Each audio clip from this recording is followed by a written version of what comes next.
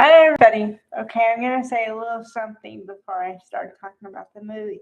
Um, as I'm pretty sure everyone is aware of now, we sadly lost Hayden Panettiere on Sunday. And ironically, I just watched Raising Helen on Saturday, and I had no idea anything was going on at all. And then when I found out about it, I wasn't even sure if I wanted to do a video because it seemed like everybody was doing a video about her. So I'm going to honor her by talking about this movie. Okay? And that's going to be my last comment on this. Alright.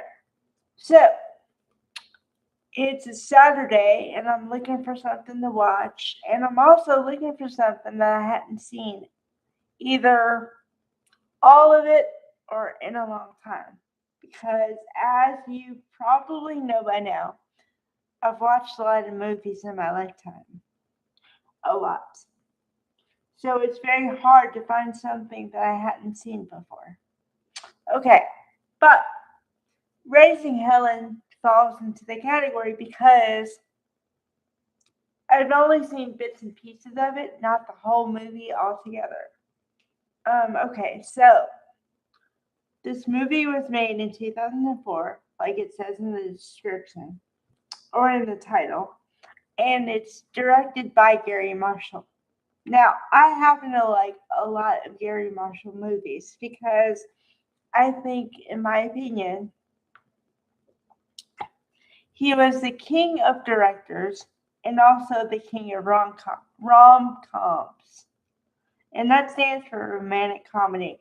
Now, in my mind, it takes a couple elements to make a really good rom-com. Of course, it's got to have the boy meets girl, and then there's some kind of tension and a resolution at the end. Okay, but in the middle of that, for me, there has to be some humor, and it has to have a believability factor. Now, I've talked about this on the scale of acting and actors, but as so far as the movie, um, it's kind of hard for me to say, okay, yeah, I totally believe that because I've seen a lot of movies.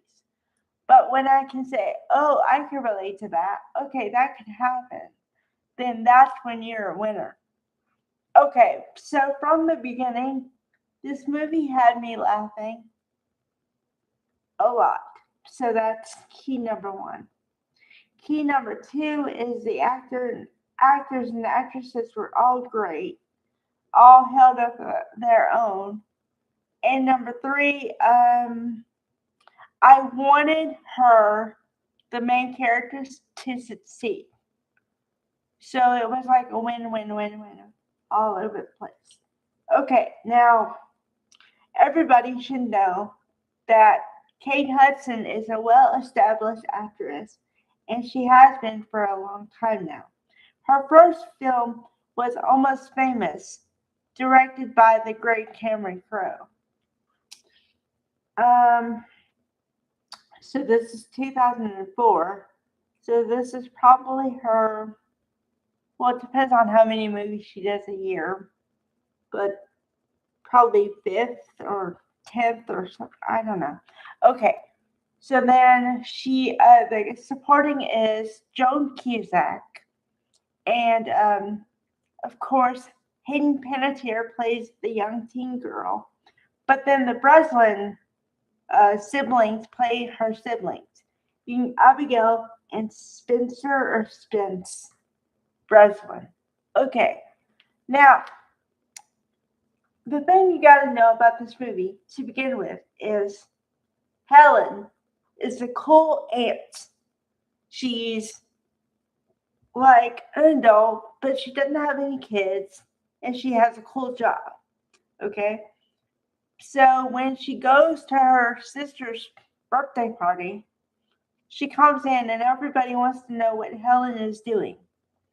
And the niece, played by Hayden Panettiere, gets the ID and she celebrates the fact that she got her ID, that kind of thing. Okay, so then what causes her, because the movie is raising Helen, right? Okay, so that means there has to be a catalyst for the whole thing to have happened, right? Okay, so within the first 10 minutes, we lose two of our actors, well, off screen, because the sister who just had a birthday has a serious accident, and both her and her husband are unalived. So then it becomes who's going to raise these kids, right? Then there has to be a will or a something about who's going to take guardianship of the kids, right? Okay, so Joan Cusack plays like the serious sister. She's had a bunch of kids, so everybody assumes she's going to be the guardian, right? Wrong. Helen is made the guardian, of course, because, kind of has to be that way, right? Okay, but so in this unbelievability for Joan Cusack's character, she's like, I can't believe it. I'm the one with all the kids and yada yada yada. Then they say, okay, let's trade letters and we'll read each other's letter, right?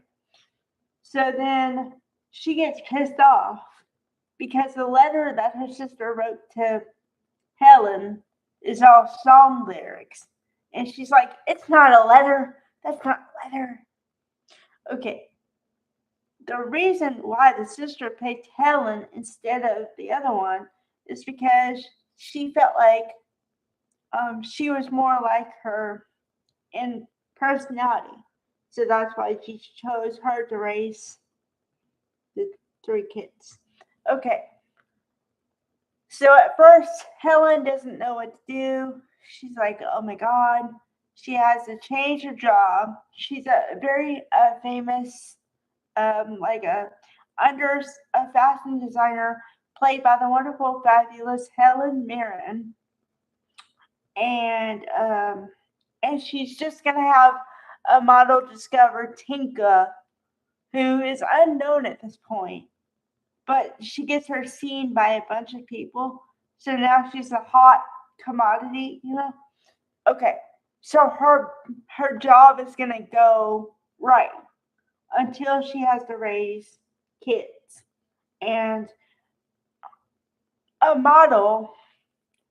model says, oh, I understand about kids, whatever you have to do for, And then she accidentally gets a permanent marker on her face, and her boss loses it and says, I can't deal with this.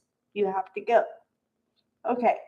So then she has to find another job, and she worked at a car auto sales place, and then she's the best salesperson because she gets a guy to buy this like lime green car that nobody wants to touch. Nobody wants to buy, nobody, they can't move it. So then she gets a ham because she sold the car, and she becomes really friendly with a neighbor who happens to have a lot of kids, and so she kind of helps her out, and so that's cool. Okay, then I'm trying to get to the cool parts.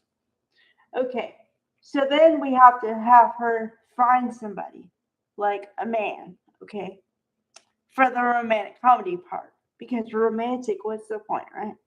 Okay, so her leading man is John Corbett. Now, you may or may not know that name.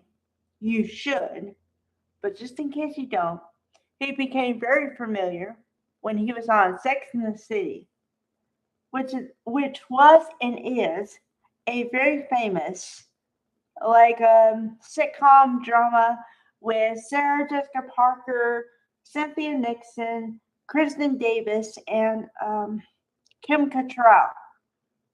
Okay? There are 4 single women living in New York City. Everybody and their brother has seen the thing. Okay? But he played one of her boyfriends, Carrie Bradshaw's boyfriends. And he got really famous after that. And so he plays a pastor because, okay, part of the thing about raising kids, you have to put them in school, right? Well, Helen goes around to all the schools and she's like, what am I going to do? I got to put these kids in some school. And, you know, and then she's like, please, God, help me. She literally says that. And within 2 minutes, they go to a school that's run by the church. So then she runs into the pastor. And okay, to give you all the details, she doesn't want to date the pastor at first. Okay? Because he's a Lutheran pastor, which means he can date, but she doesn't know that. Okay? So then they start dating and whatever.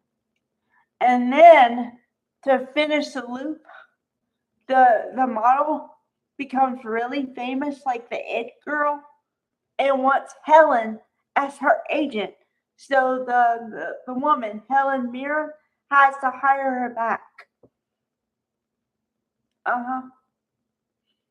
But okay, talking about Hayden Panettiere here. Okay, she was great.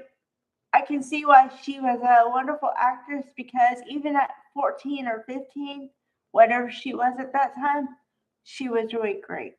I mean, she had the attitude of a teenage girl, but then she also had the heart and stuff. And I was like, oh, okay. And then, she went on to Heroes, that show Heroes, and Nashville. And she had a lot of other parts in movies. But since I'm focusing on this one, that's why I'm talking about. So, okay. Bye, everybody.